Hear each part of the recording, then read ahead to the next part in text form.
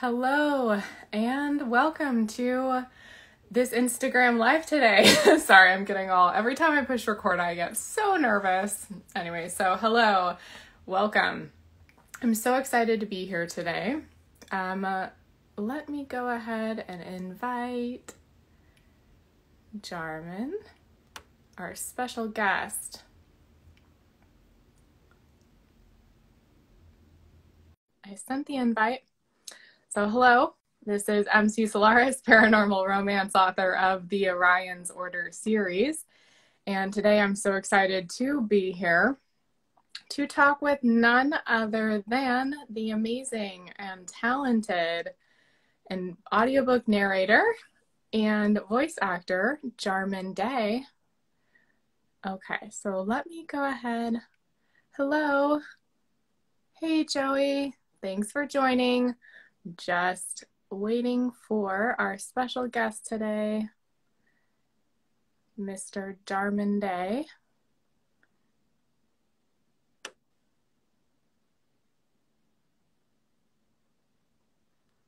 Hi, thank you for being here and bearing with my awkward pauses. Clearly, I am not an actress. And P.S., the camera makes me super nervous. Okay, it's saying Jarman is unable to join. Let me see here.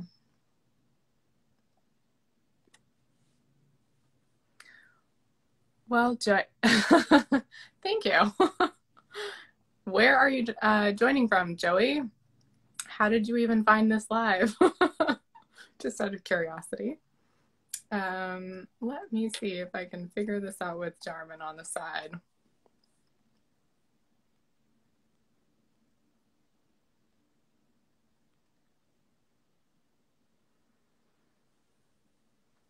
NC, North Carolina, I'm guessing. Jarman's my bro. Okay, hey. Hey, God, Jarman. My face. Are you dialing in from another planet? That was weird. Sorry, I was having some technical difficulties there for a minute. No, that's okay. That's okay. It's very dark suddenly. I was gonna, yeah, I mean, literally. Hold on. Hopefully it'll adjust. Can you hear me okay? Are you in the whisper room? I am not. I'm actually right outside the booth, and I had this whole great setup with my wonderful microphone, and it decided not to work last minute, so I apologize. Oh, wow, yeah. You have to apologize for that, Jarman. I'm not even using a mic, so no biggie. And okay, good. Well, you got it figured out, and it looks like hold on. Okay, so the comments are that you can see the comments. It's blocking your face, but after it won't. Oh, good. How's the lighting? You look like super angelic now. There we go. If I sit back a little bit further. There we go. Okay, cool. Can you still hear me okay? Yeah, can you hear me? Beautiful. Beautiful. Okay, awesome. So, fair warning to everyone, I'm totally awkward on camera, so. So am I, so it's fine. Okay, but I feel like you have experience being in front of people. Somewhat, but it's always nerve-wracking no matter what. You never really get rid of that. You don't? Okay, good. Because literally, I had this little spiel planned, and then right when I pushed live, it flew out the window, and I was like, I don't know what I'm saying anymore. But then Joey This is us vamping until more people join the room, and so it's fine. Yeah, we have tons of people here. Yeah, I mean, so I was just chatting with Joey before you joined. He said that Jarman's my bro, half bro. So wait, literally brothers? That's my half brother Joe, yeah. Oh, okay, cool. Hey, Joe. And then we have, I don't know if you can see the people. I see, I'm not sure. So hello, Karen. Hello. I'm going to butcher all these names. So maybe I shouldn't even. I know a few of those people, yeah. Jarman, you are fantastic. I should have gotten your bio. I feel like I totally just kind of winged this thing. I feel like I should do some official intro with your bio or something. I don't have that, so now I feel bad. Oh no, you have to plug our last episode where we also talked about my bio and stuff. If they can listen back to the old stuff. I think they can anyway. Yeah, good point. It's actually, you can go to my YouTube channel or even on this Instagram. I posted the links, but you're right. This is kind of part 2. This is the first time Jarman and I are doing this video face-to-face. So, well, not really face-to-face, whatever, you know, hey. So, I can see both our faces. Yeah, virtual face-to-face. But we did do an audio, kind of like a podcasty kind of vibe interview. We did 3 parts, and that is linked on my YouTube and through this Instagram channel that I have. So yes, go ahead. I just want to compliment you ahead of time because everyone out there, MC Solaris is fantastic at social media compared to myself. I aspire to what you do because it's a lot of work. People don't know how much work it is to set all this up and to make it work correctly. So you're doing a fantastic job. That's all. Oh, thank you, Jarman. Social media, and literally just today I was messaging a friend and I was like, you know, I am holding space for the day that I have a social media manager because I'm totally fine with passing that off to someone who gets joy. Oh my gosh, it'd be wonderful. So thank you. I appreciate that. Jarman is the man. Hey, yeah, I totally agree with you. All right. So I don't know. This is kind of like free for all. I have a couple of questions here. We can kind of just like see where the conversation goes, or maybe we start with you're dialing in from Florida, right? Orlando, Florida, the epicenter of a pandemic right now. Again. Again, times 2. And let's see. So it's 5 o'clock. So it's kind of late for you. I was a little worried at the time difference here. But yeah, okay. So dial in. I'm in Southern California for those of you guys who don't know.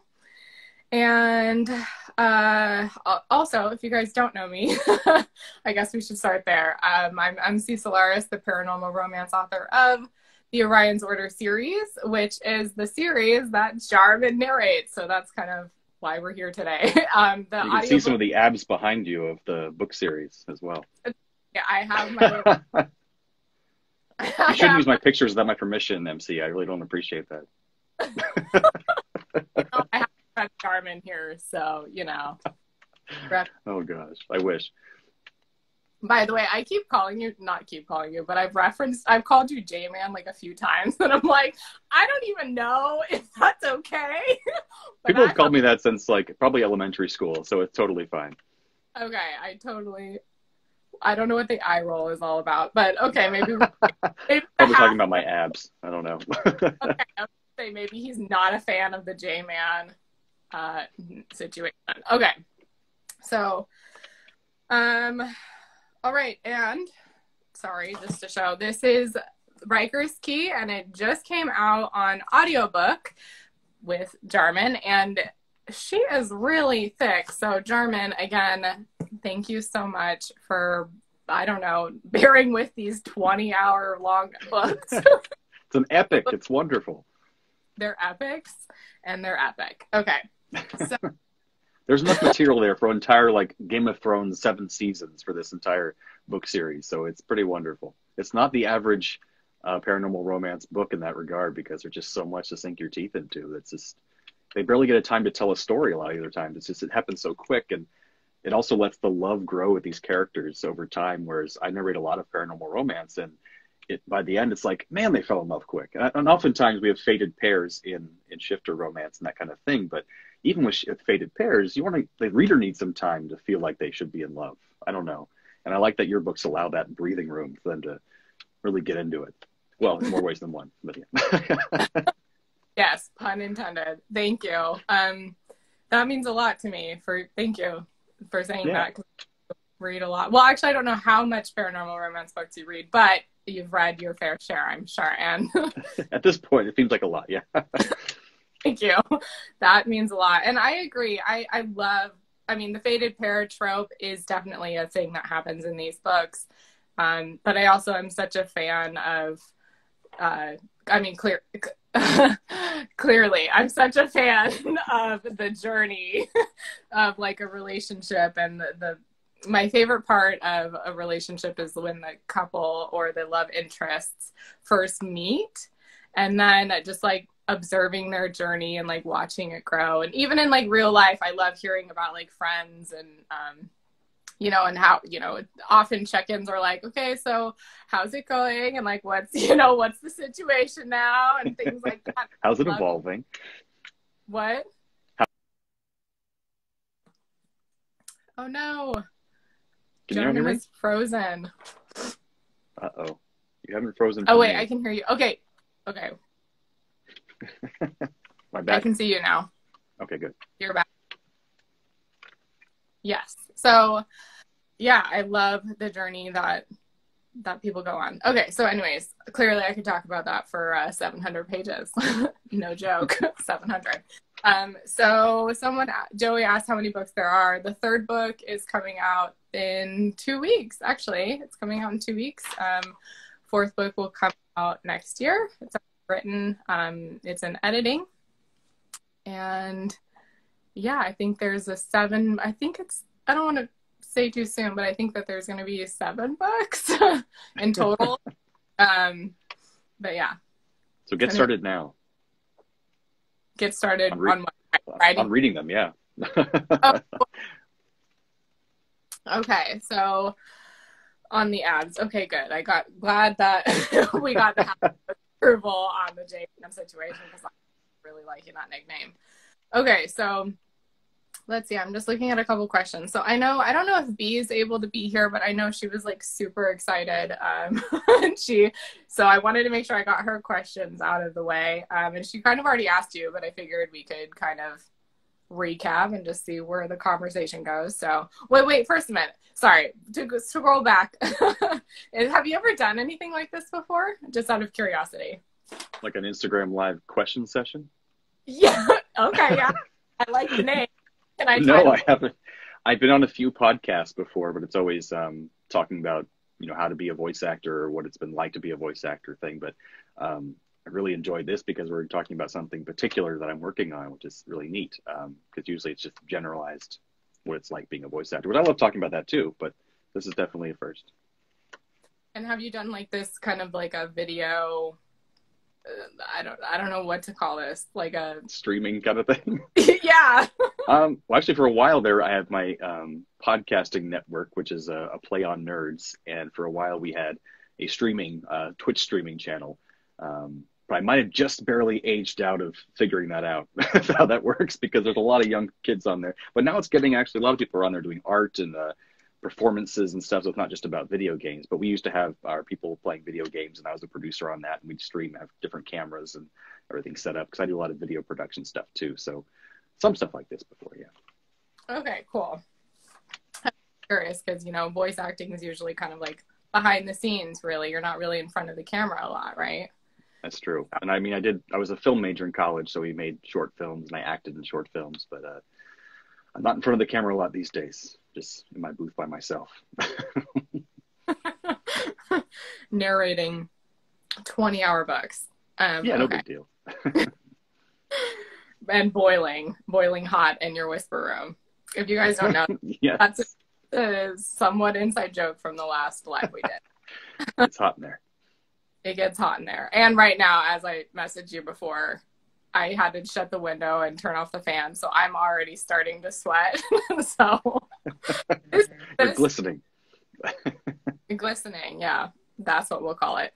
Okay, so B was asking about, oh yeah, and I didn't realize this, but on the cover and I guess I'll put the cover for this video too, but the cover photo that I used for our social media promotion for this was the RHYKER'S Key cover. Wait, hold on, I have it right here. And he's like smirking, and he has tattoos. And so B was like, does Jarman have any tattoos? And he kind of looks like the cover picture of RHYKER'S Key. I can't do that half smile. I can't do that very well. I don't know how to do it either. Okay. So anyways, you don't have any tattoos. No, I do not, unfortunately. I would like some eventually. especially since I now am confirmed in a job where I'm not going into an office every day or have to worry about not being able to have tattoos or something. It'd be fun. Probably something really nerdy with Star Trek or Lord of the Rings related. It's going to be involved. I was going to say, I'm going to get personal here, but I wanted to ask what it was going to be. So, okay. No Muppet? Wait, don't you have like some sort of your Muppet Star Trek show, right? Oh, yes. I do have a podcast ongoing right now that's called Muppet Trek, where we review an episode of the Muppets and Star Trek every week. It makes no sense, but it's a lot of fun. But yeah, Star Trek's a big passion of mine. So you would have your tattoo, you said it would be Lord of the Rings and Star Trek, but no Muppets get to have a space. Not yet. That was my co-star. He's the big Muppet fan, so he's trying to get me to like as much as he does. So maybe one day I'll have a Fozzie Bear on me somewhere. Okay. And Steve says that half smile is just nerve damage. Yeah.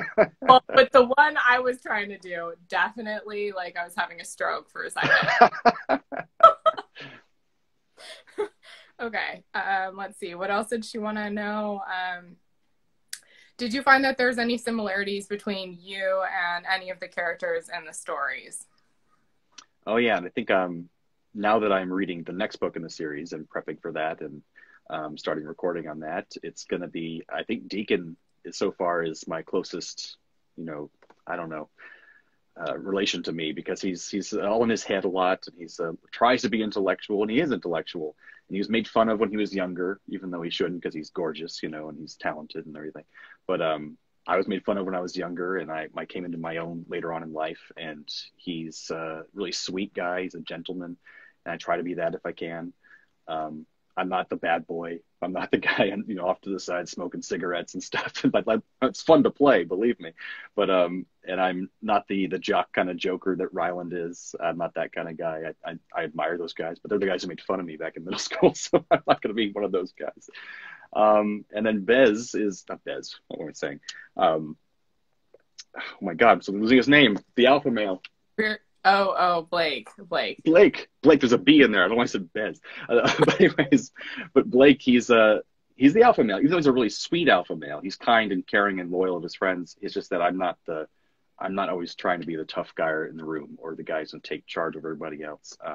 So Deacon, he's really great. But I long to evolve into Reardon eventually, because he's like so mysterious and wise, and I want to become him in my later years. So that was too long of an answer for that question. No, I loved it. And for those of the people who aren't familiar with the stories, they kind of got like a little bit of a recap of like who the characters are and who they resonate with. So. Oh, and sometimes I feel like Nico. So there you go. For your readers who have read the books, you know what I mean. Just so everyone knows, he's like the dark and broody vampire who. Oh yeah. Like super steely and cold and standoffish and totally the jam.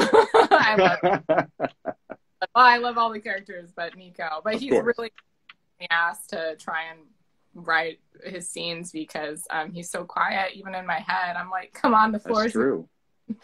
Talk more, Nico. Say something. Yeah. He doesn't. He's very quiet. So book 4 was, well, you're still reading book 3, but anyways, I was going to say book 4 was a challenge, but I mean, it's kind of spoilery, but not, because some ARC copies are going out. And so I'll just say it like this. In book 3, there is a place in book 3 where everyone finds out what book 4 is. So I'll just leave it at that. Some people have already emailed me and been like, oh my God, this is the next book. Okay. So I don't want to ruin it for everyone. So that's. Hey, Megs, thanks for joining. Okay, so let's see. Let us know, anyone, if you guys have any questions for either myself or Jarman, pop them in the comments and we will chat away. Let's see. Oh, and Reardon, sorry, just to go back to your answer, Reardon is, he's another toughie to write because he's like, not only like the older and wiser one, but he also is like often like watching. I mean, he's a seer, but he's often like in background, kind of like observing. He's like an observer. So You have to pull things out of him to get him to talk, basically. yeah, and he's also very, like you said, mysterious. So he doesn't reveal a whole lot. So it'll be interesting when it's time to write his book. For sure. Okay, so Steve says, do you learn a lot of unique vocabulary reading all of these books? That's a good question. Oh yeah, and I mean, I'd say from from a kid, I would read these fantasy novels, and that's how I got most of my vocabulary for historical things and for big words I would never have known otherwise because I wasn't paying attention in class. I was just reading these fancy novels after school, and now I get to read these every day, and especially more so because I'm reading from your perspective. I get to learn more pop culture terms and things that I would not have normally known, or the names of musical artists that I would not have known how to pronounce or to say. So I had to look those up and things like that. So no matter what, I mean, you read any kind of book, you're going to get a cultural experience that you probably haven't had before and learn things you didn't know from someone else's perspective. So, but yeah, I've learned a lot of terms, and also learning all the terms from romance community. There's so many more, like HEA and those kind of things, the happily ever after. And I think there's one for no cheating. There's like just as NC, maybe they say that or something like that. I don't know. Before. It's a whole there's language. Some like code words they have for, yeah, there's all different sorts of code words and stuff I'm learning. It's interesting. But yeah, it's fascinating. And also the words that you have made up for this beautiful world that you're building, like Tolkien did and stuff. So those are really fun to learn too. So yeah, lots of words.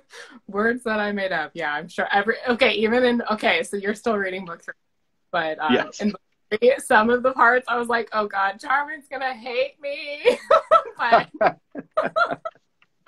I'm sure it'll be great. Why did I sign up for this? Hey, Marianne, thanks for joining.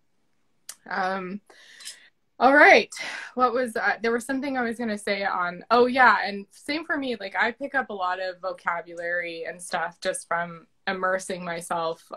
When I'm not writing, I'm usually reading, shocker, or I'm listening to audiobooks, and so I'll pick up on certain phrases or vocabulary that way, and I have like a little notebook that I keep. It's a virtual, it's not like I write it down, but I just have like a little notebook that I write like certain phrases that I really liked, or like vocabulary words. Oh, yeah. Or how a certain author described something that really resonated with me. I was like, oh, I really like the way they did that, and I like to kind of pick that apart and like reread it. And so I don't know, do you ever do that with audiobooks? Do you ever reread, or when you listen, do you ever like, rewind it and be like, oh, I like the way that they, did that? Or so once I started listening to audiobooks again, because it's been several years, and then I started becoming an audiobook narrator, so listening to more. And you're right, the same kind of thing, and writing down or hitting a mental note of, oh, they pause after that kind of thing, or that's how they're doing like a stage whisper through audiobooks, or that's how they pace things after a character. Like one of the things I love so much that I try to use more and more is that most big time narrators will say, Johnny walked into the store. Hey, he said. They kind of throw away the he said really fast. And I read more about this, and basically you're supposed to just kind of throw away the he said, she said, they said, because the listener is not really caring too much except for assigning who said that, but they already know who said it because of your voice. Whereas in the book, it's more important because they need to know who said that. But if they can hear the vocal inflection, they know that character already did. So they don't waste a lot of time going, he said, like that kind of thing, So like, that's just a small little tiny tweaks, like you're saying, the things you write down that you're taking note of that are maybe small, maybe big, but you kind of notice the more you listen. And I don't want to copy the popular narrators, or I have my own effect and my own personality, but they do things for a reason, and it makes sense. So it's good to listen out for it. Yeah, and just to take notes and see like what works and what doesn't, what lands with you and what doesn't. And like to your point of specifically of who's talking, I am such a I'm a romance book junkie, but I meant audiobooks. I love audiobooks. It's always kind of been my thing since I started to pass whatever. That's a story for another day, but I love audiobooks. And so when I started to write these series, it's not like I was a trained writer. I didn't go to like writing school or anything like that. These stories were in my head and I just wrote them down. And so that was an interesting experience, because I the way I see it in my head and the way I listen to stories was how I wrote it.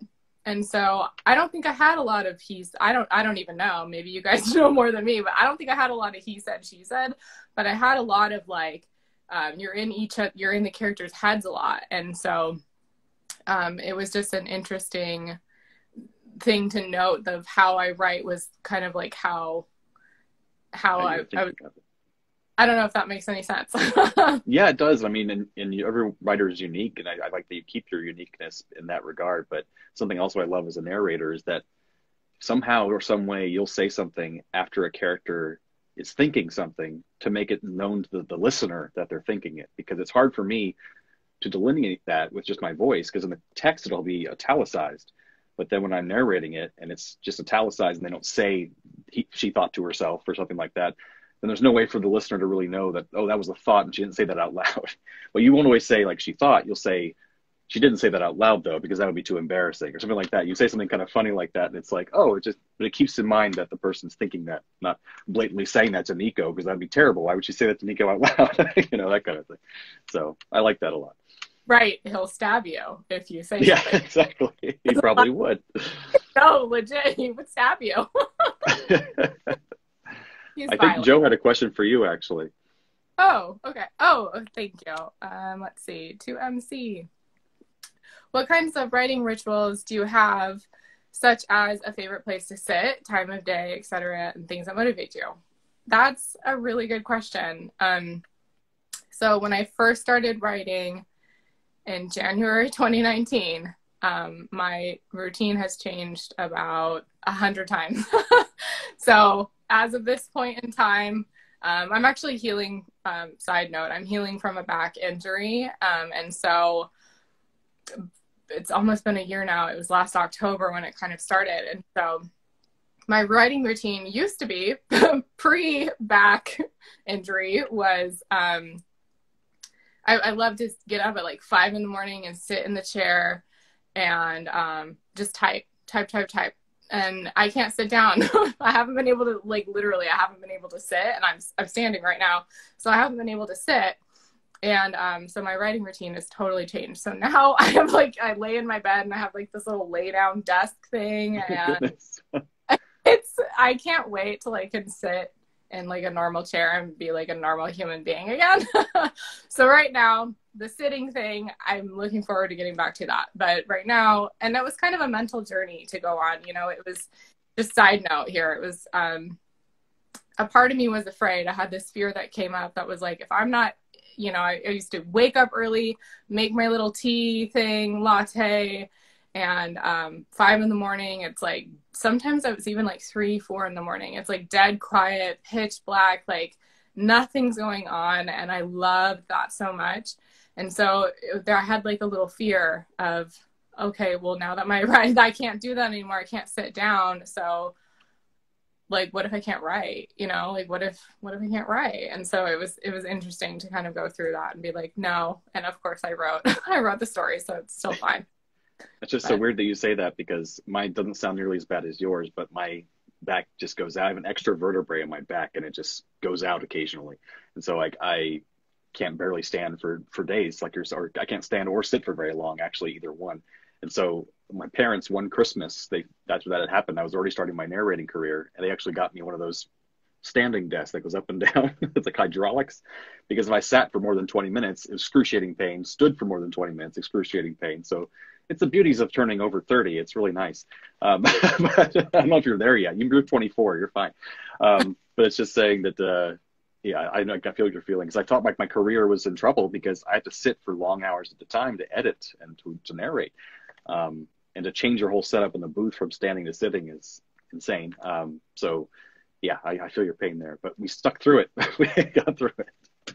Yeah, we made it through, and it's like, just shows the resilience of, when we show up in our lives, and no matter like who you are or how you're dialed in here, I'm sure we all have some sort of body issues or body things that go on and crop up and maybe circle back around. Like mine's an old sports injury. And so it's interesting to notice the mental, like for me, notice mentally what comes up, what kind of thoughts, what kind of fears, what thing, and then just, you know, continue to show up and do it anyways. And just like, way around it. Yeah.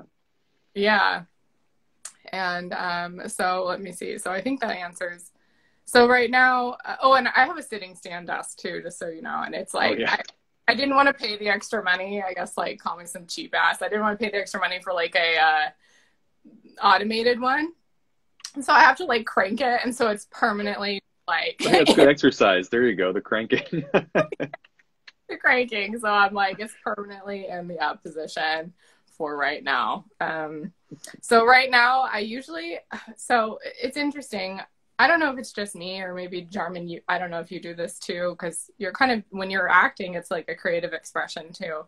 But I often, pretty much almost every night, I wake up at like 3 in the morning and I have some sort of things in my head, stories or things where I didn't think about it, like scenes. And I'm like, oh yeah, I need to address that, like, or it's something like that. And so it's like something is working through my sleep. And so then I will write it down and I'm like, oh yeah, that's like a really important, good point, you know? So well, that makes a lot of sense considering how much stories that you write and so fast. I wondered how you did that because it's apparently waking you up in the middle of the night and making you write it. That makes more sense. I do. I usually wake up and I have like my iPhone and I'm like all bleary eyed and I'm like, why are you waking me up? Right?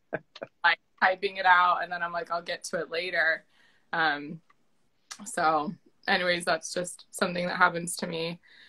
Things that motivate me. And I'm going to ask you this too, Jarman. So things that motivate me. That's a good question. I think it's like a couple layers to that. So for me, the feeling of like creating these books are art to me, you know. So I don't think every author, I don't know if every author thinks of their books as a piece of art, but to me, it's like this art from my heart and soul. It sounds so cheesy, but it's true. I'm like, this is my creative expression. And so part of that motivation is just that, like, it's almost that unnameable, whatever the word is. It's indescribable that, you know, when you're in the flow of like creativity and it's like just flowing and you're like, you know, that's the motivating factor for me. It's not like on most days, I would say that's the motivating factor. It's like, it's just flowing and I can just type and type and type and write the stories. Of course, there's the times where I'm like, it's not flowing. And then those are the days that I'm not writing. So that's kind of how it is. And then from like I don't know, like a personal self-development kind of space, it's, I love like typing at the very end. I love typing the end. It doesn't that doesn't go in the book, but on my first draft before it goes to the editor, I love typing the end. There's like such a like elation that happens. It's like emotion that just is like, you did it. Like just completing something is just so my Virgo heart loves. Oh, I feel the same way when I say, this has been RHYKER'S Key by MC Solaris. And that's the end of the book. I'm like, I did it. It's done. And you completed something. And like you said, I completed a work of art with you by performing. And I think the same thing motivates me. Like it's sometimes, some days I just can't push myself to get in that booth and just start recording and start working. And then I have to remind myself of that euphoric feeling I get when I suddenly am forgetting that I'm narrating. And I can't do that with every author because some authors, it's just the writing isn't there. But with your characters, I got to know them so well and everything, and it's good writing. I can just sit there and all of a sudden I'm like, oh yeah, I'm narrating. And then I screw up because I remember that I'm narrating again. So as soon as I remember that I'm actually doing a job and this is supposed to be hard work and not fun, I suddenly will mess up the recording and stop and go back. But it's those moments when it's just locked in and you're kind of becoming one with the characters and the universe. And it's just, that's so cool. And like, I can always remember that to get in the booth again. So it's great. Yeah, definitely. And thank you for saying that. Oh, yeah. It's a lot. Okay, any other questions? No, it doesn't look like it. So I'll keep going on with the questions on this end. And let me see here. So we kind of touched on this in our first interview, but hey, let's do a recap. What got you started into doing voice acting? And I think she means like narrating. Yeah, with narrating, I was doing lots of different kinds of voice acting when I first started out. I was doing commercials, little independent animations, small video games. And I had my first crack at an audiobook, and it was a superhero book, which unfortunately you could still find on Audible, but I don't recommend it. But anyways, it was great learning experience, and it's not bad by any means. It's just that I was not at my best yet because it's my first book. But I just loved the idea that I could take full command of all of these characters at once. I'm not in a directed session where a lot of these commercials, I just sit in there in the booth with people on my screen telling me what to do for every line. They tell me to redo different takes. And this one, we kind of talk about the characters. I give you a first little bit of the book and you kind of agree to it. And then we just jump into it. And I can just like take command of this universe myself and like use your words in my own way. And I was like, that's nuts. That's crazy. I get to play all the characters. This is really cool. So I just started loving that. So I kept auditioning. And then I found that I was getting more jobs, starting to get more jobs in the romance genre, and in particular, a lot in the paranormal romance. Supernatural romance, I should say, not paranormal. And so I just kind of delved right in, and I just really started enjoying them. It's pretty much all I read now. So that's where it's at now. But yeah, I started enjoying it, refining my setup and refining my technique and my relationships with authors, and it's what I enjoy now. So I have no complaints. Very happy. Well, I'm so like, I still to this day, I'm like, I can't believe Jarman is like agreed to do these stories for me. And Of course. It's not only because they're 20 hours long, but because I love I'm losing my voice. The very first time I need to do my vocal warm-ups like you do, right? Before I do. Oh, yeah.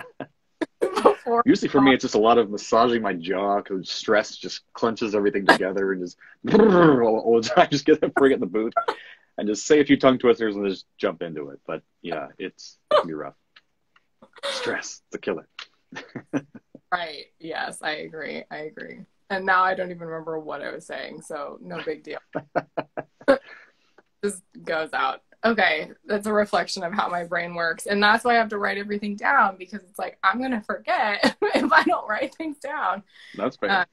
Oh, that's what I was going to say was you mentioned how you don't recommend people listening to your very first book because it's like still a learning experience and you're still like learning and growing. And parts of me is like still very like I have so much it's so vulnerable to like share these stories, and then on top of it, this is the first story like I've ever written. And so I mean, now when I go back and I reread certain scenes or I re-listen, like when I re-listened when I basically proofed it for the audiobook, even with RHYKER'S Key, I find myself like cringing.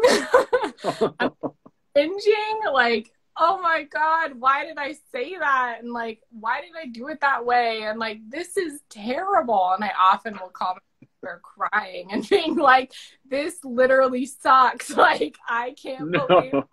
It's so crazy. But it's like, that's how it's just these stories, and it's like artwork, it's the more you do it, like hopefully the better you get. So it's interesting that that's also your experience with your first audiobook too. Oh, yeah. And I think there's certain aspects I just wish I was more technically proficient at the time and had gotten a little bit more coaching at the time. And I tell any new narrators trying to jump in the field, just like, before you do your first one, it's going to be out there forever. And same way with writing books too, I suppose. It's just it's a matter of like, there's a certain technical aspect, I guess, to writing. If you had horrible grammar, that'd be one thing. That's like a technical aspect you could be bad at, but I don't think you have horrible grammar, obviously, so you jumped in with at least that positive. But I just didn't have the best recording set up, and that's something I could have fixed, without having to be more experienced yet. I could have had at least a better setup, and so just doesn't sound as clear, and I'm just like, oh, that's there forever. But that's okay. We learn, we grow, we get better, and this gets better from here on out. Exactly. And no, I'm actually terrible at grammar, really. Really? The first book was a hot mess. It was a hot mess. Like, a hot mess. And then I had,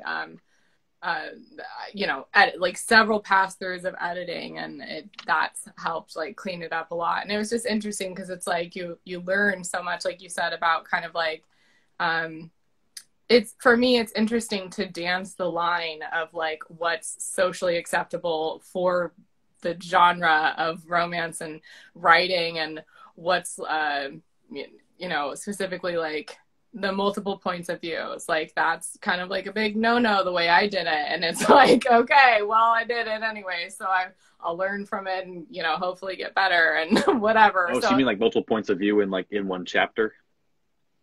Yeah, I think it's easy to follow with you. Some people, I guess, if they just jumped and didn't really explain it well, but you seem to like change the point of view in a very clear, concise way, if that makes sense. I don't know. thank you. I appreciate that. I worked really hard at that. But you know, it's just a learning experience, and it's an interesting, like I said, it's just interesting to dance the line of what people are used to, you know, what people are used to reading. And so, and versus like my style, and I'm still learning what my style is. I don't know yet, you know, so it'll probably keep changing. But anyway, so yeah, that first piece of art out in the world forever. It's like, Forever. I'll say this to you. So many times I've wanted to go back, and now that we're on this topic, so many times I wanted to go back and change Calypso's heart. And one of the big things that's like, you know, not only do I want to spend my time, energy, and effort like learning from it and like writing the next story and the next story and just learning and growing that way, but also because I put it in the audiobooks already, like I'm like, so if I change anything, like A lot of changes. I mean, it's been done. It's not impossible.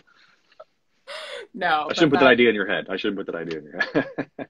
no, it's okay. I mean, maybe one day, I don't know, I'm leaving it open, but right now, no, I'm not gonna go, because then it's like, to what end, you know, to what end?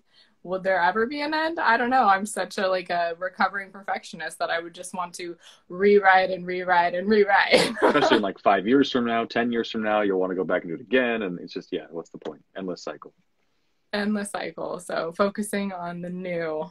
Okay, I don't know why we got on that tangent. And I don't know, like, are there other creative people here? Like, do you guys feel like that about your work too? Or even if it's not work, just whatever you're creating. Do you ever feel like that? Okay, so let's see. Other questions.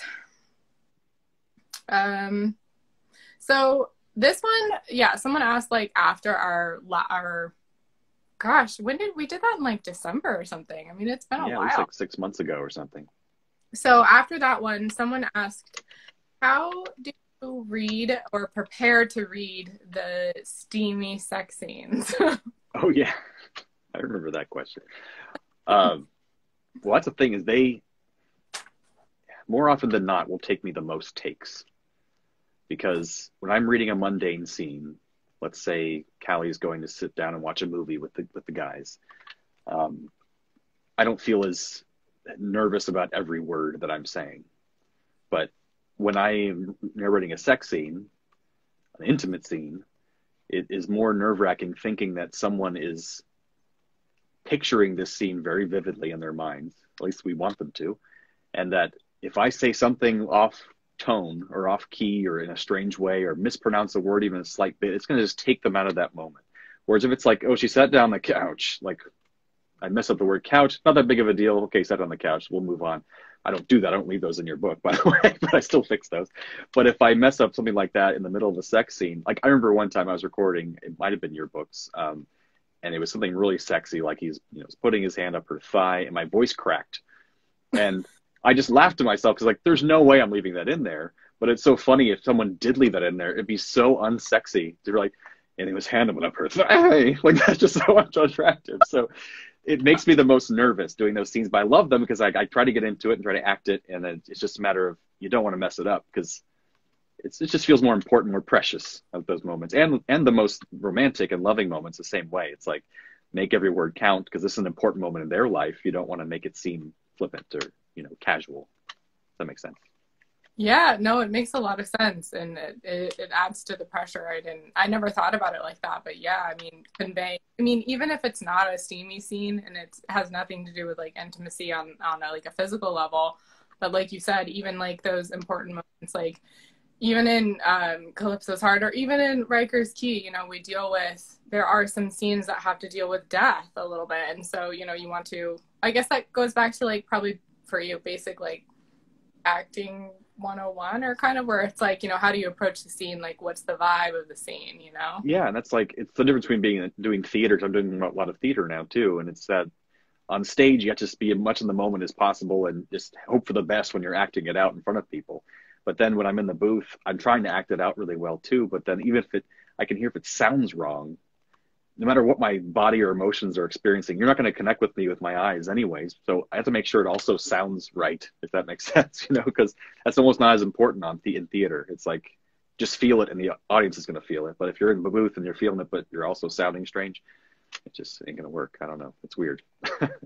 No, it makes so much sense. And it's such a skill. It's such a skill. And even when I first heard you, when I sent over the couple lines or scenes or whatever it was for the audition, and when you sent it back to me, it was like, I was just blown away. And even after listening to now 40 hours of Jarman's performance, it's like, I'm blown away, because the way that you convey each character is everyone has their own voice. And like you said, you know who's talking, and it's like you've really picked up, in my opinion, you really picked up like who each character, the vibe of each character, and the voice, and even the way that they have certain inflections, or the way that they deliver certain jokes, you know, I love it. And even sometimes I'm like, I didn't think of it being said in that way, but then you say it in that way, and I'm like, yeah, that totally like works. Oh, that's too great. I'm glad to hear that. Yeah, no, I love it. And I love that and now there's certain scenes where even if I'm reading it without listening to it, I hear your voice. I hear your voice. Like, this is how I, like, you know. It's I hope that doesn't mess anything up for you, though. No, it just really adds a whole other layer. And also now I can, you know, laugh a little when I'm writing a scene, because I'm like, Jarman has to read this. That also reminds me, though, that you said about getting into the characters. I'm glad you think that I'm doing so, because it reminded me of what we talked about before. I now want to go back, because I feel like I know these characters so much better now, that I'm like, oh, I want to go back to page 1 of Calypso's Heart and like do this guy again, because now I feel him more from the inside. I know what he's like, and I can perform him better. And so I'm like, but we can't go back, so we're not going to. Yeah, I know what you mean. I feel the same way. I'm glad that you said that. I didn't realize that you felt like that too, and that but that's, you know, I think it's maybe just part of this creative journey that we're on, you know. Like, yeah, in this long series too, we get to know these characters so well, so it's really neat. Yeah, thank you. All right, let me see. So maybe like 10 more minutes. Sure. Okay. Unless, you know, the conversation just happens to, I don't know, become super epic. I'm all here in this black void for as long as you want. I know. Just a floating head. Yeah, Jarman's floating head. Okay, let's see here. So I don't know where this question came from, but we know you like the show Supernatural and Star Trek, so that makes sense with the sort of natural affinity that you have to paranormal romance books, or to paranormal books. But what about the romance aspect of it? Did you ever read romance books before you started narrating them, or? Funny enough, I actually wrote romance in middle school. That has never been spoken aloud in public before.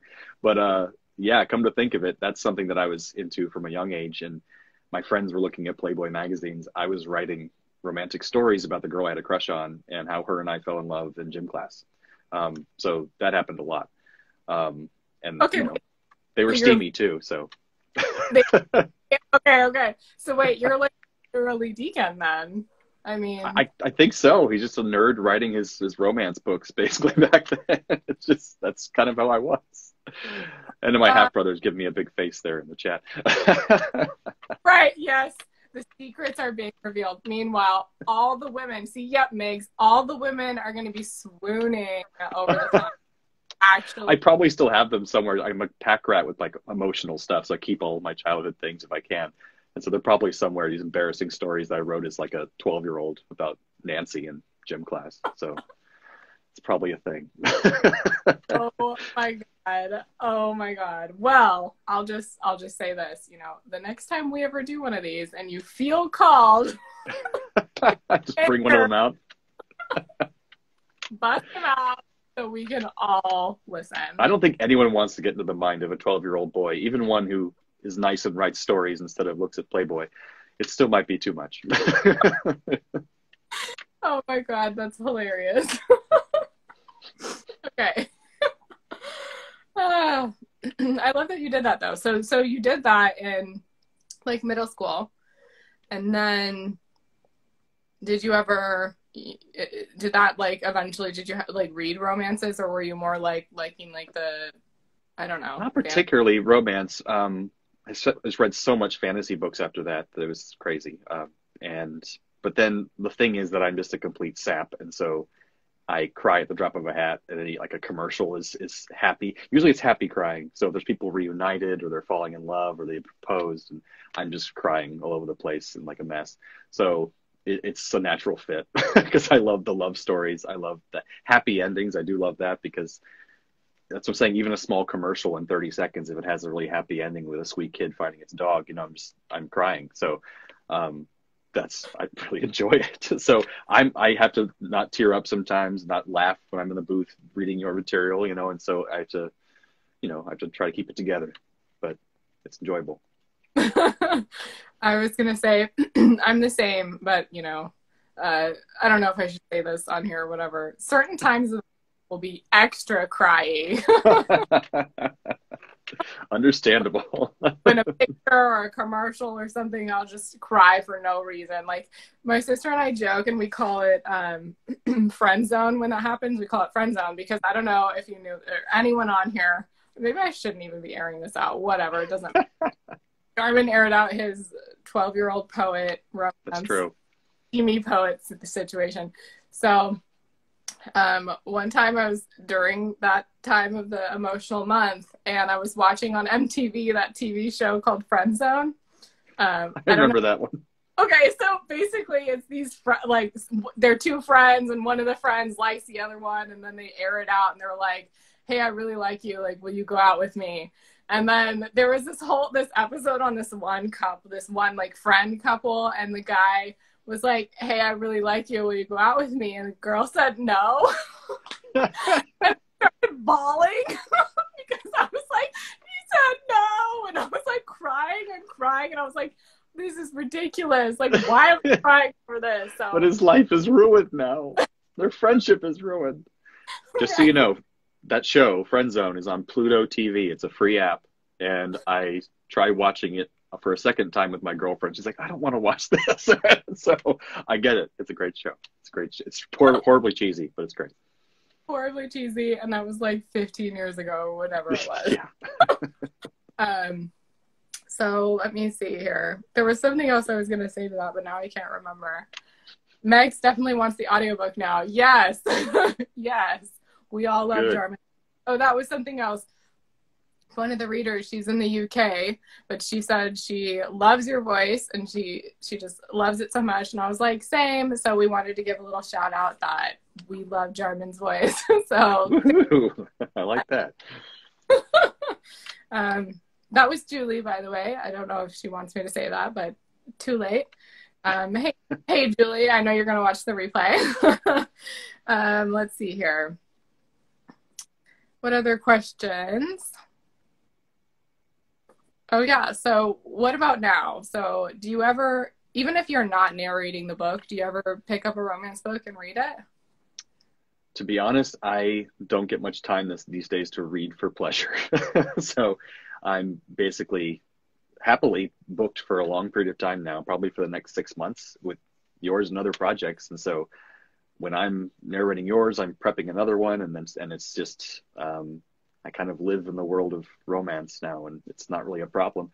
So I read on vacations occasionally, but sadly it's often like, you know, voiceover books or something like that to further my career. So it's been a while since I just sat down and read something for pleasure that was completely non-work related. But yes, I do read a lot of romance novels, whether I have a choice to or not.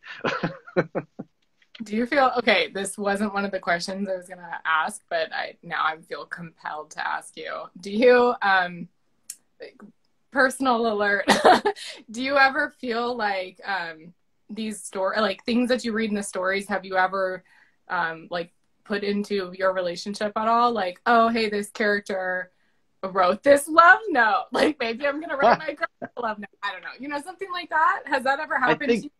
Kind of the opposite has happened. That, and this is really cheesy alert, I'm sorry, but I've never felt any way about the way I do about my current girlfriend. It's absolutely amazing. And so I did narrations before meeting her, and they were great. It was fine. I tried to connect with them as an actor, but now I connect with almost all these scenes in so much a bigger way, because I feel like I'm experiencing more of what these characters are actually experiencing, and realizing that I hadn't really experienced that quite in the same way before, in similar ways, but not really in the same way as an adult. And so it just, now I connect with them more than I did before meeting her. So cheesy, I know, but it's true. Okay, cheesy, but we love it. So well, good. It's the right audience for romance and cheesy. So just so oh, good. We're clear. Oh, I love that. And that's actually brings up a good point, is like, even for me, or I'm sure other readers, when you're, and probably for you, like, if you ever go back and reread certain stories or re-listen to it, but stories will, the second time, third time, like sorry, blah, blah, blah, what am I trying to say here?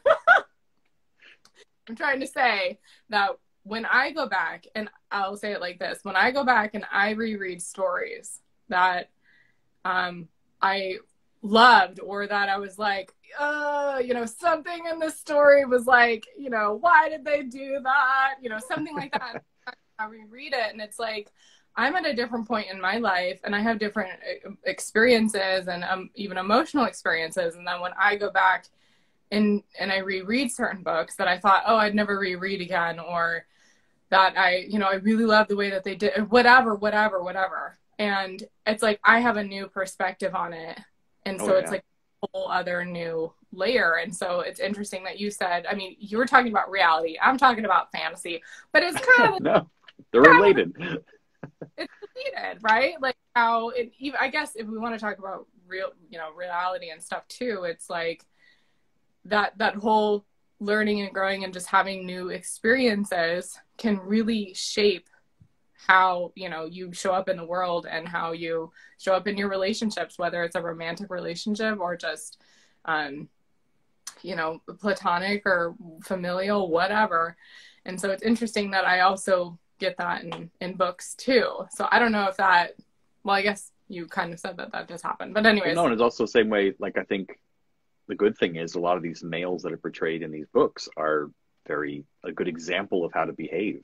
And also, when you see the things that are frustrating, like, why is she reacting that way? Why is he reacting that way? Then you learn to not do that in your relationships, because you can see the inner monologues of these people and say, that will really piss her off, or that'll make him upset for no good reason, and they'll figure it out later. So why don't we just skip that whole thing and not do it in the first place? So that's kind of a good thing you can learn from romance novels, for sure, is just communicate better. That's what's always usually the thing, yelling at people, communicate. Yeah, communication. And just to go back to what you said about doing what the male character said, sometimes. Oh no, yeah, definitely not all the time. Like, they are not always in the right headspace. No, you know, stabbing people, like, literally, he's strangled anger people, issues. He has things going on, so sometimes doing what they say. Correct. Yeah, but more often than not, the woman is more often than not correct, and listen to what the woman's saying. That's just the good rule of thumb as well. Oh, I think a lot of people are going to give you hearts on that one. Good, that's true. I was going to say something else to that. What was it? It was something about, sorry. This is how my brain works. Why my stories have, like, you know, all these different storylines going on, because it's like one thing comes in and then the next thing comes in and then the next person. And I'm like, hold on, you guys. Hold on. It keeps it exciting. Yeah. Oh, that's what I was going to say. It was like, to me, these stories, they're like there's so much more than just stories. Like, of course, they're stories and they're like escapes of reality, and they're supposed to be fun and like sexy and all the great things that we love. But also, I hope that they are more than that, and they're like learning experiences. And I've said this in, I don't know, some other video or interview or something, but it's touching on what you were talking about as far as when you're reading these stories, you're like literally bearing witness to these. I mean, to me, they're real in my head, to these characters. And so it's such a learning experience, like you said, to bear witness to their story and be like, oh, I would have done this differently. Or, oh, I never thought about doing it in that way. Maybe I should try that. Or, something like that. And it's like a learning experience as well. And you also are not only learning about yourself, but hopefully you can learn about other people and help, have more compassion and kindness for other people in your lives, where you're like, why did they do this again? Or like, whatever. Yeah. And you'll see where they were coming from with that inner monologue of what they were thinking. Yeah. Yeah, like practicing to bear witness and like kind of be this observer of other people's lives, and just have more like, compassion and understanding and patience with people too. What's good for you as a writer too is being able to explore these characters, how they will react to the same situations differently. Because a sign of bad writing is when all the characters kind of react the same way, because they're on different personality. They're just the author inserting themselves into every character. Whereas these seem to be very different people reacting in different ways. And I think through your writing, you seem to be exploring that with yourself too. And so the readers can as well, and they can see these people thinking in different ways. And that's very valuable. It is. Just was it yesterday or this morning? I was writing something, and it was like, but wait a minute, like I wouldn't do that. But it's like, oh wow, that's not you. Yeah. It was like a very bloodthirsty comment. Like, I mean, this is shifter romance and other things like that. But the story actually wasn't that.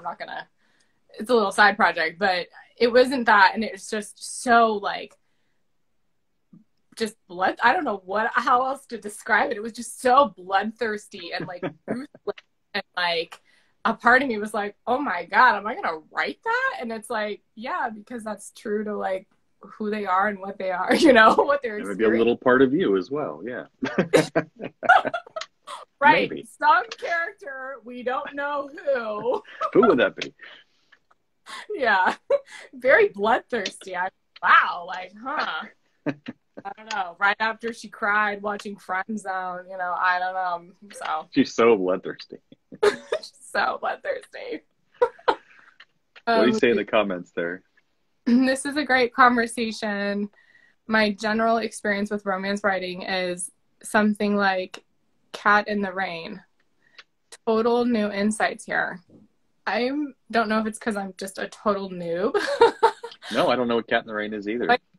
Yes. Let's see. Is that Peter? I'm not sure. Peter? That's actually Peter, my stepbrother. Oh, okay, wait. So let's my half brother and my stepbrother in here. I was gonna say, so we have Joey and then we have Peter. So Peter, know what Cat in the Rain means. Yeah, if you're still around, Peter, what is Cat in the Rain? We're interested. We must know. It's like a kid's book, and that's why he's saying he has no experience with romance writing. Maybe that's what he's saying. It's like Cat in the Hat. Cat in the Hat, right? Yes, the romance love story. Yeah. Okay, wait. Well, I mean, if you have a couple minutes, I really want to know what this Cat in the Rain thing is. So, wow. Sure. Maybe like one more question. Let's see. Oh, I have some RHYKER'S Key specific questions. How is narrating RHYKER'S Key different from narrating Calypso's Heart? I think Calypso's Heart definitely felt more about just Callie, even though they introduced the other characters. And then it really felt like I didn't know if RHYKER'S Key was going to be the same way and just follow Riker and Kina, or if it was, and then all of a sudden after chapter 1 or 2, it's like, oh, this is going to go everywhere. I like this. It's just exploring the whole universe, all the pack, so it was almost more kinetic and more fast because it was just like, well, I still love Calypso's Heart, but it's just like, it was definitely one story. And now it feels like we're in the middle of this universe now, and this is kind of so it just felt like a different kind of read, if that makes sense, which I liked. Yeah, that's interesting. And some people really, like some of the feedback that I got, some people really liked the getting the glimpses of the other people's stories. And some people were like, no, I'm just here for Riker and Kina. Like, that's it. Just like, them. Why are we getting more Nico here? Like, you know, so it's, and I'm glad you like that because that's kind of a theme that goes throughout the book. So, and it's the way your brain works. It goes different directions. So that's the way your books are going to be. Yeah. And I mean, also the story arcs too, like you'll see it in book 3 that theme kind of continues a little bit. And there's a couple new, I don't know how far you are in book 3, but there's a couple new characters that get introduced. And so anyways, we'll talk about that later. Yeah, we will. Okay. Yeah, we will. I didn't mean it like that.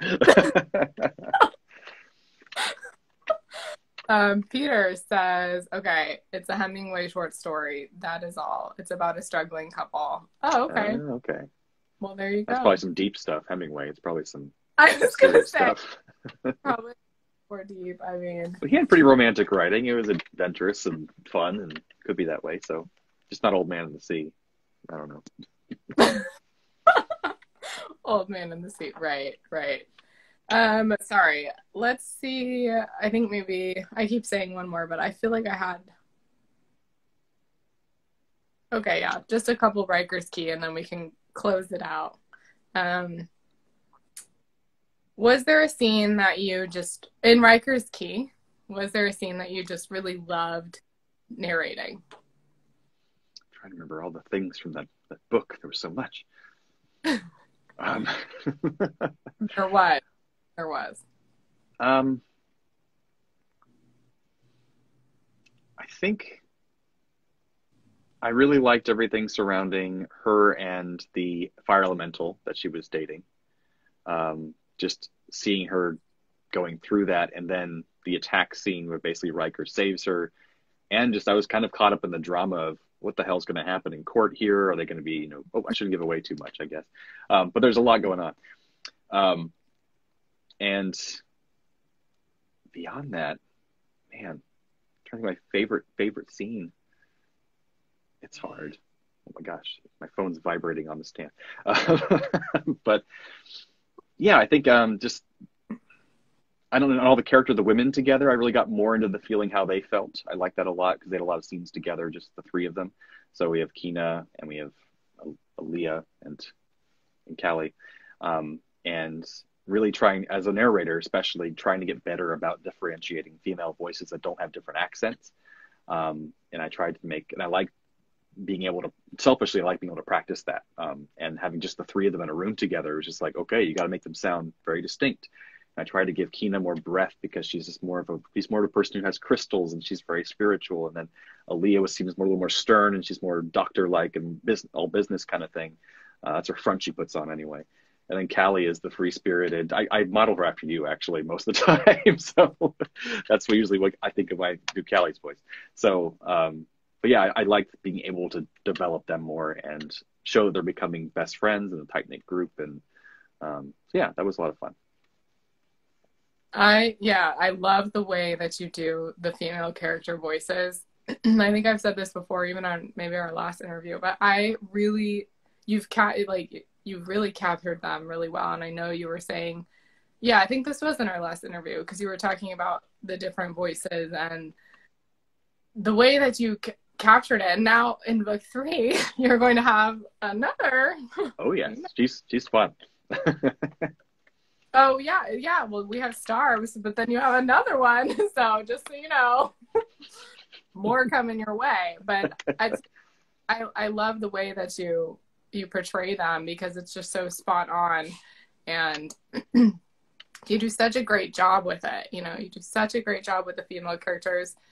Of course, the male you do. Hello, your voice. Hello, we love it. So there's like the male characters isn't like a whole, but like the way you also do the female characters, I I really like that too. It just, yeah, I'm just so happy. Well, I appreciate it because I've heard so many of what not to do, and even popular narrators I hear do women's voices, and they're just like, "Oh my God, I sound like this," and I said that is so cartoony and fake. It's just like embody what the woman might sound like, her inflection, but don't go into your high voice, and don't like make it like you're a valley girl for every single female character. That happens so much in the books I listen to. It's like, what are you doing? Or just don't do a falsetto. It's just stupid. I'm sorry. I won't get into that.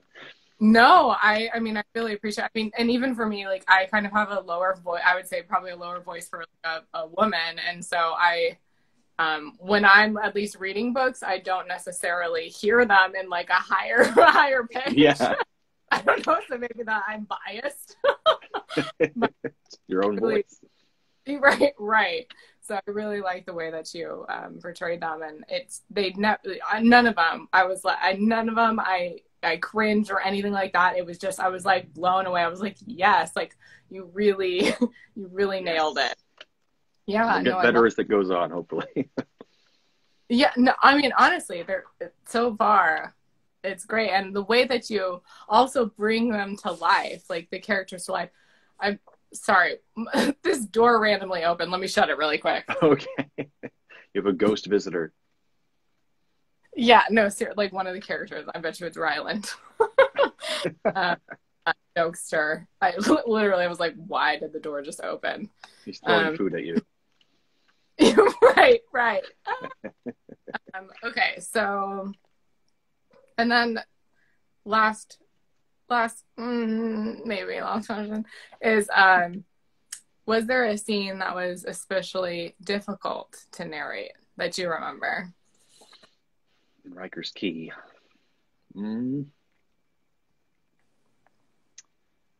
I think why I brought up that scene with the fire elemental guy, and I still might be one of those scenes where I just never think I got right exactly, is because you give a good description of him. What's his name again? I'm forgetting. The fire elemental that Kina dates. Yeah, Liam Carter. Liam, that's right. Is that you gave him a description of him. He's charming. He's likable. He's one of those guys who you don't know behind closed doors is, really aggressive and terrible. And we all know those guys. They're awful. But then everyone thinks, oh, he's always nice to me, that kind of thing. And it's just, I think I fundamentally had a hard time narrating a guy like that because I know so many that I cannot stand that are like that and have hurt women I care about. And so at first I gave him a standard kind of villainy kind of voice, and it just didn't work. And I re-recorded it.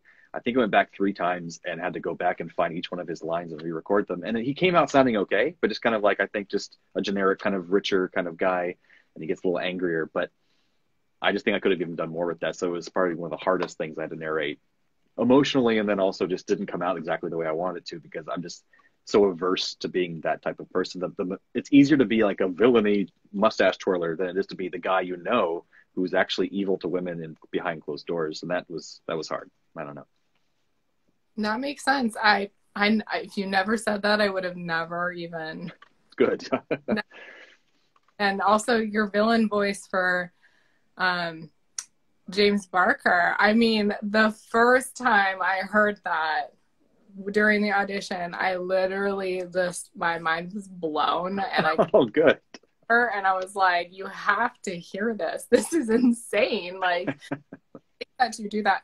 I love all of that. And even your voice for, wait a minute, is this spoiling things? I don't know. It's so hard because sometimes I'm like, where I'm at in writing. That's what I'm trying to remember too. I'm like, which scene from, okay, where is it? And where I'm at in writing is like, 100, not really 100, but so far ahead in the timeline. So I'm like, am I going to spoil something for whatever? I'll just say like, there's another villain that you do, and I had I don't know if you felt like this, but I had a feeling. I was like, oh, I don't know, like how if I was narrating it, it would be a challenge. It would be a challenge for me because of how it's described. But I think that you did such a great. I mean, there's only one.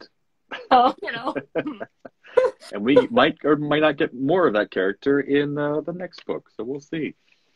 Yeah, and it's interesting because I never know like whose point of view is going to be next. So there wasn't a lot from his point of view in well, I'll just say it was the mastermind. You know, I was curious, like, how you felt about that character, like narrating that character and doing that voice, because his voice is described as, I'm going to not remember it, but essentially it's charming yet chilling. And the way I hear it in my head is, it's almost inhumanly possible. So I was always curious the way you did it, but I loved the way you did it. Oh, good. And so, yeah, I like that he comes across as somebody who, because I get feelings of Voldemort, except he's not as oppressed as him. So he's more charming than someone like Voldemort. He wasn't this nasty guy his whole life and having to fight tooth and nail for everything he had. He was kind of given these wonderful powers, not spoiling too much, but he was given a lot of that at a younger age after having a rough childhood.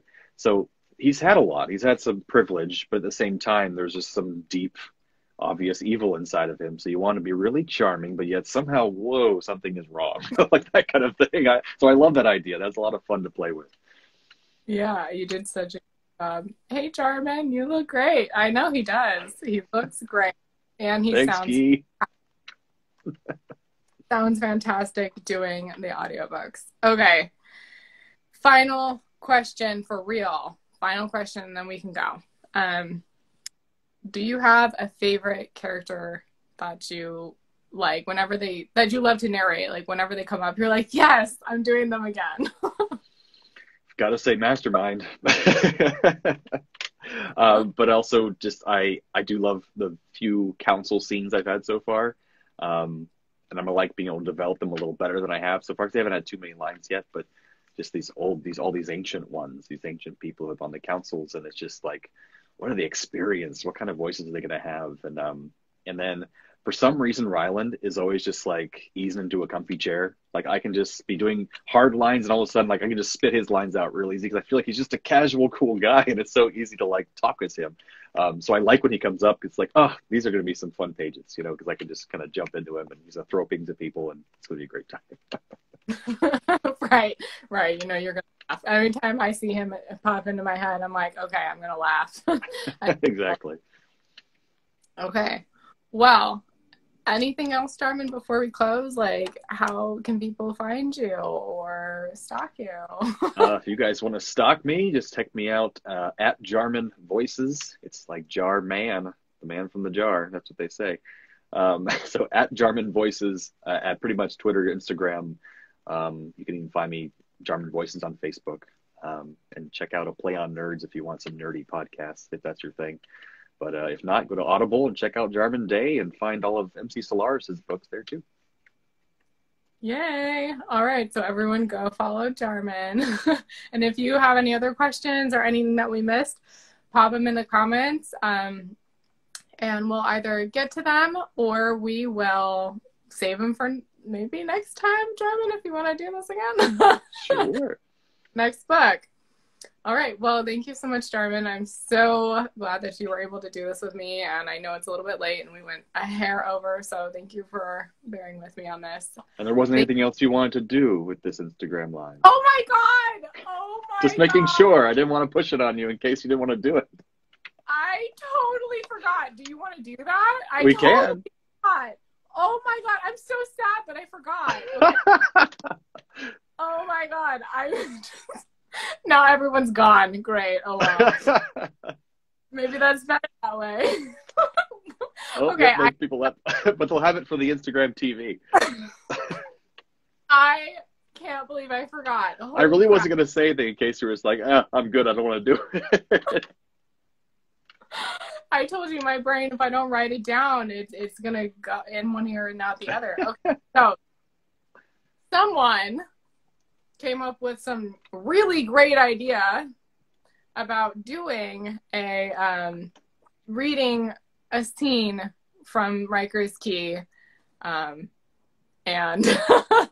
I printed it out and I was like, why? Who said this was a good idea? I don't know. So anyways, do you want to just go back? And forewarning, I'm going to laugh, I'm going to be silly, and I'm going to be a total idiot because That's the way it should be. We have 2 viewers. Let's just go for it. I know we lost everyone because I have preemptively said, I forgot about it. Okay, so yeah, let's totally do. So, okay, before we start, so because I think what I'm going to end up doing is clipping this, and I'll just repost it or put it somewhere. It's just perfect. So, Jarman Day and I, Jarman, the narrator of the Orion's Order series, and RHYKER'S Key just came out. We are going to be fun and silly right now and read a scene from RHYKER'S Key, book 2 in the Orion's Order series, and this is literally from chapter 5. I tweaked just a hair for the purpose of this fun and silly situation. Okay, that's enough of an intro. All right. It's so weird narrating this without my big microphone in my face, but we'll see what happens. Okay, and so it's like you're gonna read the RHYKER'S scene, and then I'll do the okay. Ready? Let's go. Yeah. Let's do it. Action. So, I finally get to see the home of the lovely Kina. RHYKER'S lips curved as he took in her home for the first time. I like it, almost as much as I like you, except this couch. He winked as he theatrically wiggled a little, trying to see if he could get comfortable. Okay. Is that you? And the sound seemed to result in one of his sexiest smirks. And the serious lack of security, he said with a slight frown, on a more resolute note. Don't be ridiculous. This is a safe neighborhood. Besides, I'm not a secret spy or anything. That is a hard one to say. Okay, yeah, redo. Don't be ridiculous. This is a safe neighborhood. Besides, I'm not a secret spy for style or anything. Kina countered. I'm sorry. That's so funny. All right, this is really serious business, folks. Safe neighborhood or not, his brow deepened a touch which caused a line to form between his furrowed brows. If some crazy wants to break in and steal my rare, precious chest of gold and jewels that I keep in a safe behind the picture on my wall, then a security system is not going to stop them. Is that all you had? Okay, there you go. Sorry, I got lost. This is going well. Okay. I totally skipped the line. I'm sorry. Did you? Oh, okay, perfect. His lips twitched. True enough, but it would make them think twice, or at least slow them down. Besides, with your logic, then why do you even lock the door then? Or what about just leaving your car door unlocked with the key inside on tempting display? He retorted playfully. Okay, I see your point. And I see yours too. He got up from the couch, closed the distance between them, and looked into her gorgeous green eyes. Humor me, female. He drawled in that low, sexy voice of his, and leaned down so his lips were mere inches from hers. Let me upgrade the security. Sorry. I'm the worst. Okay, she said, a little too breathy. Maybe you should ask him to upgrade the AC too, because all of a sudden it's scorching in here. The corner of his mouth turned up in that seductive smirk of his, and his eyes fell on her lips. Thank you. His lips brushed against hers in a tease as he spoke those two words. Before she could wrap her arms around him and deepen the kiss, he was already walking down the hall on a casual stride. Yeah, way too far gone, she thought, slightly dazed, staring at his backside as he strolled away. I didn't realize this place had 2 bedrooms. His voice easily carried through the hallway. Words. I need to find words so I can respond, because that's how conversations went, right? But words seem to elude me at the moment because, whoa, RHYKER is so hot, and the way he just kissed me was... Wait, you need to respond. But what did he say again? What do you use a second bedroom for? He asked again in that curious feline way of his as he walked back toward her from the hall. My second bedroom? Oh God, do I tell him what's in there? She bit her lip in slight hesitation. What, is that like your secret sex dungeon or something? His lips turned up at the corners in a very feline way. Sex dungeon? She laughed. Of course that's immediately where your mind goes. Well, where else would it go when I'm with you? He took a step closer to her. In your home. He closed the distance between them so they were separated by mere inches. Alone. Her pulse quickened to a hummingbird's pace, and suddenly she was back to being in the scorcher of desire. Noticing her reaction, his mischievous grin transformed in his irresistibly sinful smirk. Here's my sex dungeon. And she didn't mean for it to come out as husky as it did. She opened the door to the second bedroom and he appeared inside. His brows shot up in surprise before refocusing back on her in a silent question. She laughed. No, this isn't my sex dungeon. It's my therapy room. Therapy? Is that what they're calling it these days? He drawled. There's a lot of he drawled. All right, so if you bared with us, that was a fun scene between Riker and Kina. Thank you so much, Jarman, for doing that. Thank you, everyone, for putting up with my terrible, terrible acting skills. It was wonderful. Your sex dungeon, back here. The sex dungeon right here. All right. Well, for reals, that's it. And so I don't know how else to. Sorry, I'm losing steam here. Help me Thanks out, for Jarman. joining, folks. Yes, thank you guys for joining. Thank you for sticking with us even through the end. And thank you, Jarman, for being here and for agreeing to do that totally silly. What is that even called? Just reading a scene? I don't know. A reading, yeah, a reading. A reading, okay. When I think of a reading, I think of like a psychic doing a reading, but That too. A reading of a scene. So anyways, thank you, Jarman. And thank you, everyone. If you have any questions for Jarman or myself, just feel free to pop them in the comments. And thanks for being here. All right. Thanks, MC. Bye.